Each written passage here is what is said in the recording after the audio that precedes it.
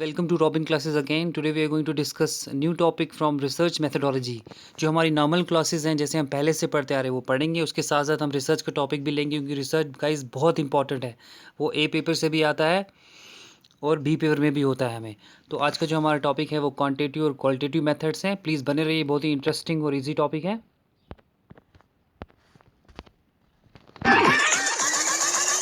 I have you.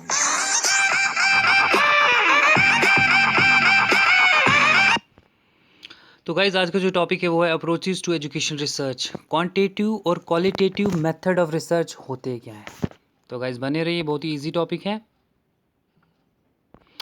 तो guys सबसे पहले हमें पता होना चाहिए इन मेथड्स को जानने से पहले हम ये चूज़ क्यों करते हैं मेथड अपनी रिसर्च में। क्वांटिटेटिव मेथड्स और क्वालिटेटिव मेथड हम चूज़ क्यों करते हैं। तो गाइज जैसे आपको पता होगा एक रिसर्चर जो होता है, स्टूडेंट या फिर टीचर हो या कोई भी हो जो रिसर्च कर रहा हो, उसको क्या करना पड़ता है।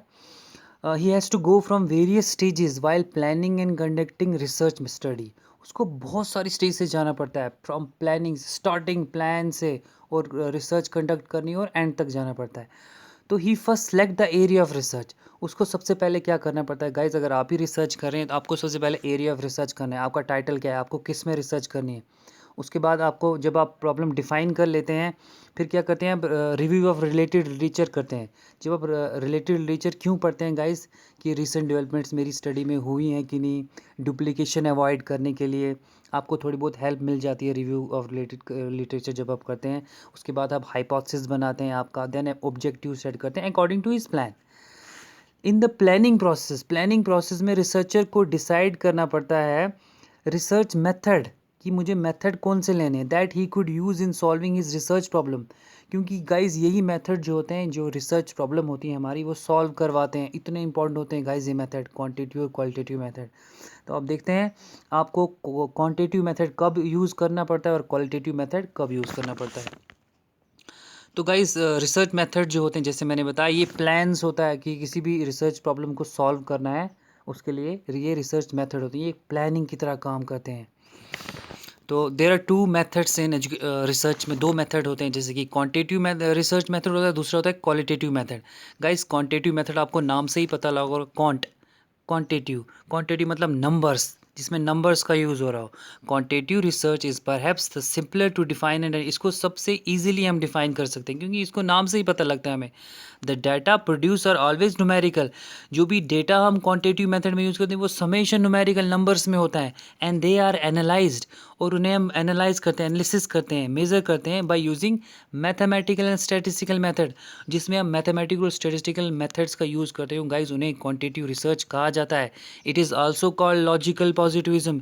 इसे लॉजिकल पॉजिटिविज्म भी कहा जाता है क्योंकि in this method we use experimental methods, क्योंकि इसमें हम एक खतरनाक एक्सपेरिमेंट्स करते हैं इस रिसर्च के अंदर, क्वांटिटेटिव रिसर्च के अंदर यूजिंग नंबर्स।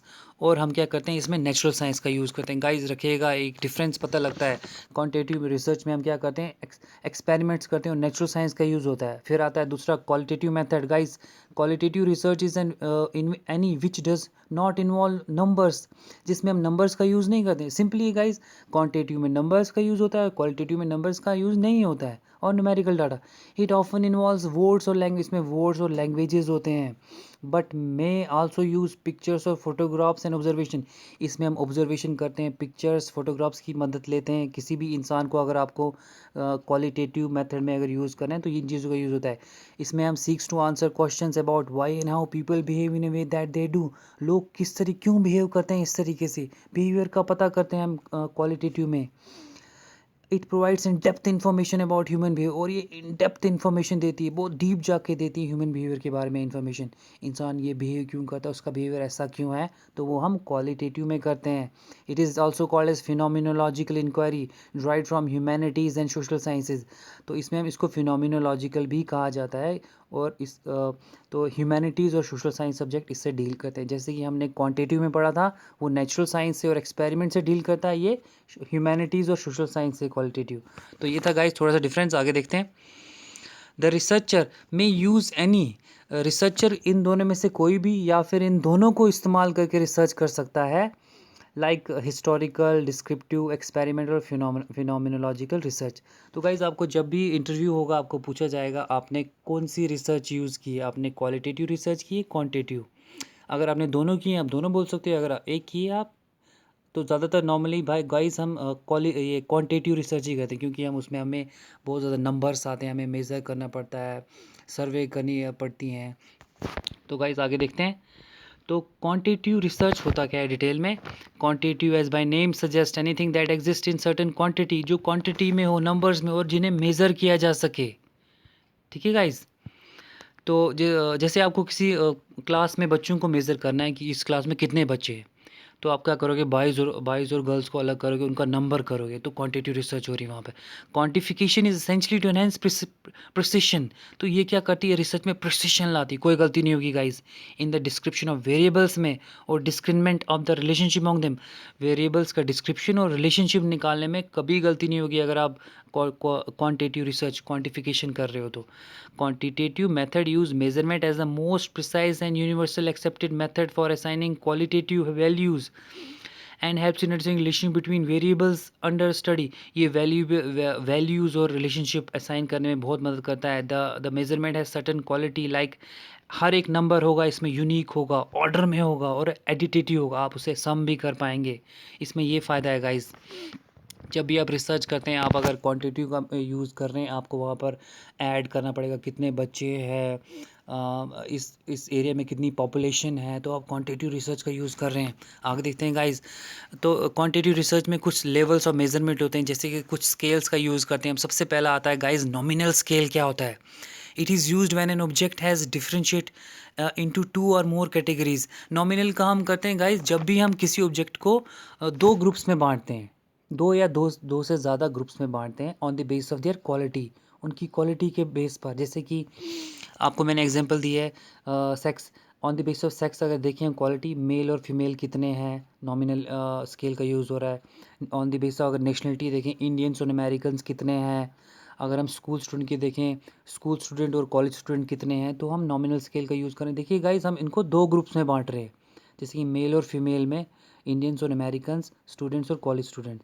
तो इनका दे आर नॉन ऑर्डरेबल गाइज, इनका कोई ऑर्डर नहीं होता है। तो ये है नॉमिनल स्केल। नॉमिनल स्केल का मतलब किसी भी ऑब्जेक्ट को दो या दो से ज़्यादा हिस्सों में डिवाइड करना, किस बेस पर, उनकी क्वालिटी के बेस पर। मैंने एग्जांपल भी दिए हैं।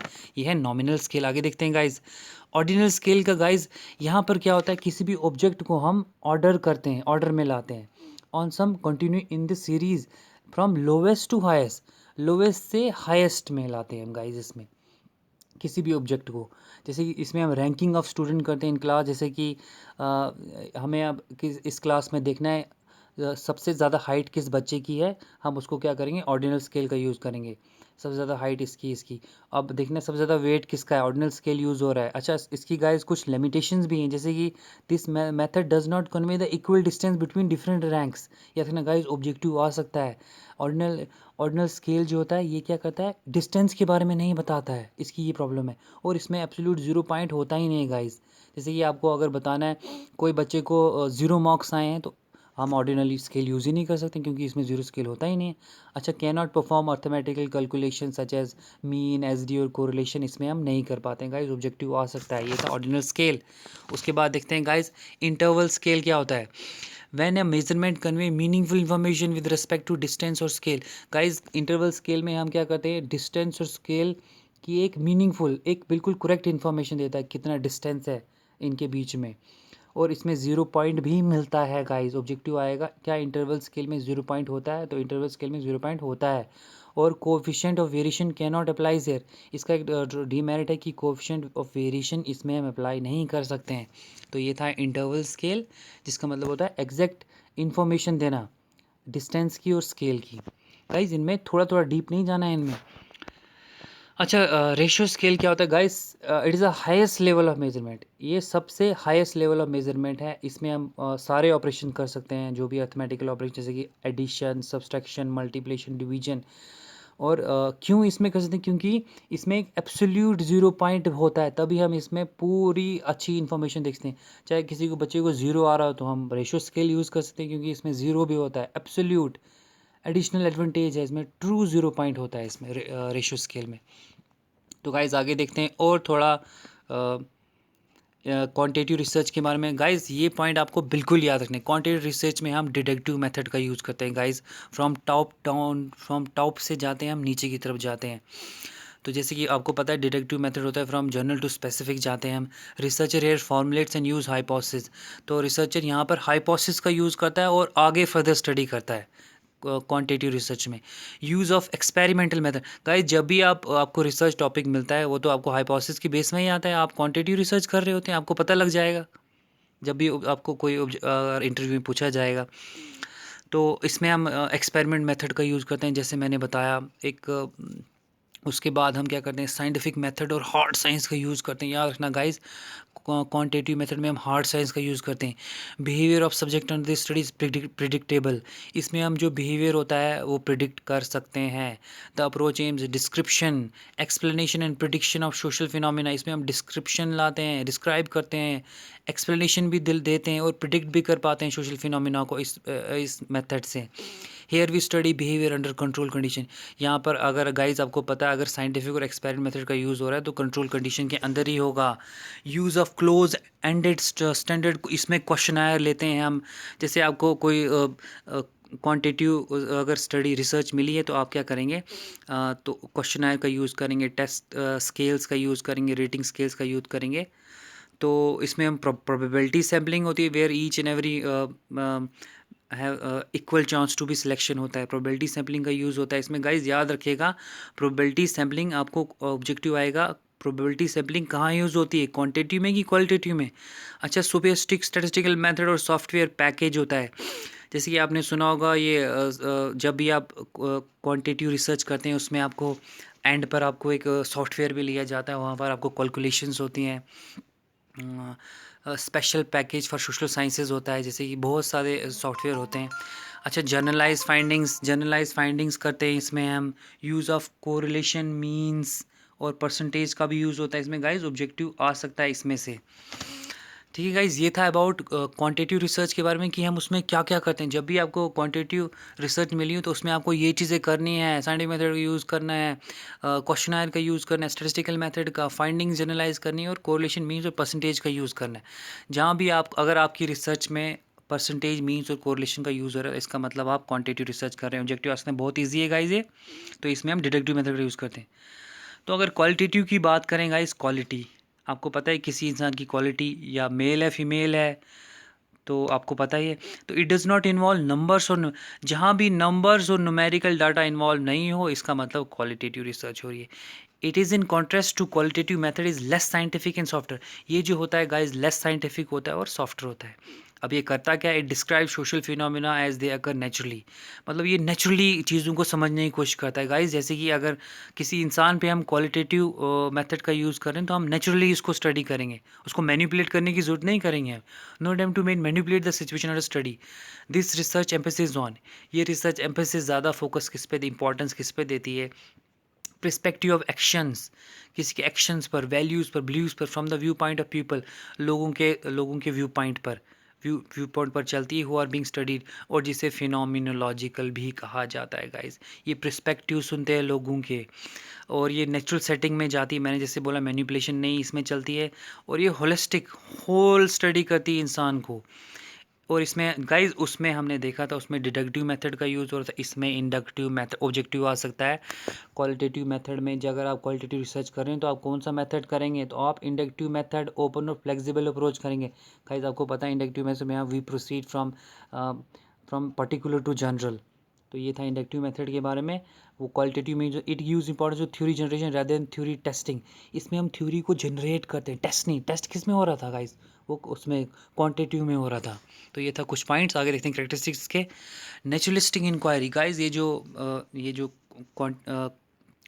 जो क्वालिटेटिव रिसर्च है ये नेचुरलिस्टिक इंक्वायरी है। It aims to study real world situation, जो रियल वर्ल्ड सिचुएशन है उसको स्टडी करती है as they unfold naturally without manipulation, और ये नेचुरली चीज़ों को बाहर निकालती है मैनिपुलेट किए बिना।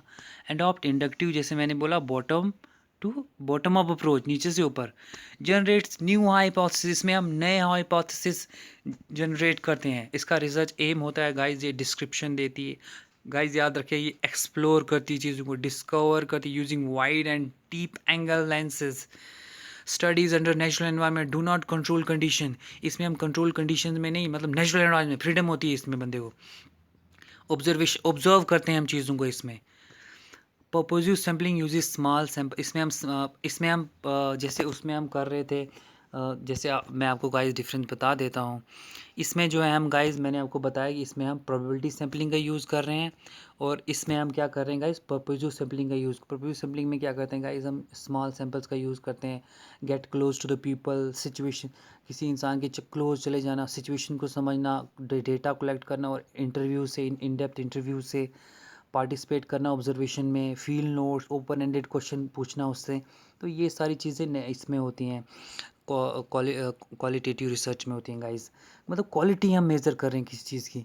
It assumes each case special, ये हर एक केस को स्पेशल और यूनिक एज्यूम करती है। Examine everything is in holistic fashion, और ये क्या करती है गाइस, हर एक चीज़ को एग्जामाइन करती है होलिस्टिक फैशन में। तो ये था गाइस करेक्टरिस्टिक, सबसे पहले नेचुरलिस्टिक इंक्वायरी। अगर हम इनके देखें तो ये डिडक्टिव मेथड का यूज़ करते हैं। यहाँ पर देखें हम तो ये इंडक्टिव मेथड का यूज़ करते हैं। तो अगर यहाँ देखें हम साइंटिफिक मेथड और हार्ड साइंस का यूज़ हो रहा है। यहाँ पर जो हो रहा है गाइस, सिंपली नेचुरल एनवायरनमेंट में, कंट्रोल कंडीशन में नहीं हो रहा है, ऑब्जर्वेशन का यूज़। तो ये था गाइस डिफरेंस बिटवीन क्वांटिटेटिव और qualitative approaches to educational research. तो गाइज़ अगर आपको पसंद आया हो, इसे प्लीज़ शेयर कीजिए, सब्सक्राइब कीजिए। आगे हम जो नेक्स्ट टॉपिक होगा वो होगा डिज़ाइंस की डिस्क्रिप्टिव एक्सपेरिमेंट और हिस्टोरिकल रिसर्च क्या होती है। प्लीज़ बने रहिए, शेयर कीजिए और लाइक कीजिए। Thank you guys.